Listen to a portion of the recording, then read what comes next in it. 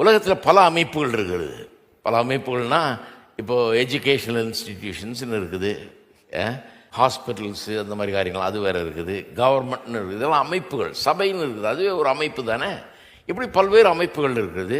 இப்படிப்பட்ட அமைப்புகளுக்கெல்லாம் மூத்த அமைப்பு என்னென்னா, இதுக்கெல்லாம் முன்னாடி வந்தது, எல்லாத்துக்கும் முன்னால் வந்த ஒரு ஃபர்ஸ்ட் அண்ட் ஃபவுண்டேஷனல் இன்ஸ்டிடியூஷன் என்னென்னா, முதலாவது ஏற்படுத்தப்பட்ட அமைப்பு, ஒரு அஸ்திவாரம் போல ஏற்படுத்தப்பட்ட அமைப்பு என்னன்னா திருமணம் என்பது.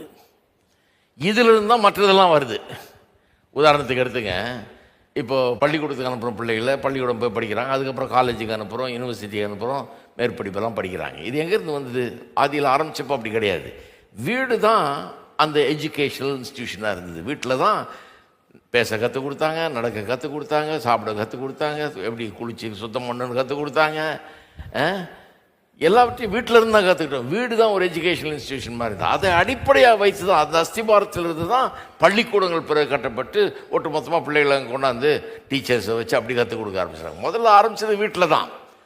வீட்டில் அந்த மாடலை பார்த்துட்டு தான் இதை இன்னும் விரிவாக்கணும்னு சொல்லி, இன்னும் ஆழமாக போகணும்னு சொல்லி பள்ளிக்கூடங்கள், அப்புறம் கல்லூரிகள், யூனிவர்சிட்டிஸ் அப்படின்னு உருவாச்சு. அதே மாதிரி தான் ஆஸ்பத்திரிகள் போன்ற சரீர சுகத்துக்கான நிறுவனங்கள், அமைப்புகள். அதே மாதிரி தான் அரசாங்கம், நிர்வாகமெல்லாம் வீட்டில் தான் அந்த அமைப்பு ஆரம்பமானது, குடும்பத்தில் தான் அந்த அமைப்பு ஆரம்பமானது. பாருங்க, அப்போ திருமணமும் குடும்ப வாழ்க்கைங்கிறது தான் பேசிக் அமைப்பு, ஒரிஜினலாக வந்த ஃபர்ஸ்ட் அண்ட் ஃபவுண்டேஷனல் இன்ஸ்டிடியூஷன். அதிலிருந்து தான் மீதியெல்லாம் வந்தது. இது ஏன் சொல்கிறேன்னா, அதனால தான் திருமணம்ங்கிறது ரொம்ப முக்கியம். திருமண வாழ்க்கை, குடும்பன்றது ரொம்ப முக்கியம். இதை அழிச்சிட்டா, இது கெட்டுருச்சுன்னா அஸ்திபாரம் போயிடுச்சுன்னு அர்த்தம். அப்புறம் மீதியெல்லாம் ஒன்றொன்னா கெட ஆரம்பிச்சிடும், ஒன்றொன்னா கிராக் விட ஆரம்பிக்கும், ஒன்றொன்னா ஒன்றுமில்லாமல் போய்விடும். அதனால தான் இது ரொம்ப முக்கியம். அப்போ இது ஃபர்ஸ்ட் அண்ட் ஃபவுண்டேஷனல் இன்ஸ்டிடியூஷன். இது முதலாவது ஆரம்பிக்கப்பட்ட அமைப்பு, ஒரு அஸ்திபாரம் போன்ற அமைப்பு. ரெண்டாவது, இது தேவனால் ஏற்படுத்தப்பட்ட அமைப்பு. மனுஷர்கள் யாரும் உண்டாக்கல, தேவனால் ஏற்படுத்தப்பட்ட ஒரு அமைப்பு, தேவனிடத்திலிருந்து உண்டானது, அவருடைய அனந்த ஞானத்திலிருந்து உண்டான ஒரு காரியம் திருமணம்ங்கிறது.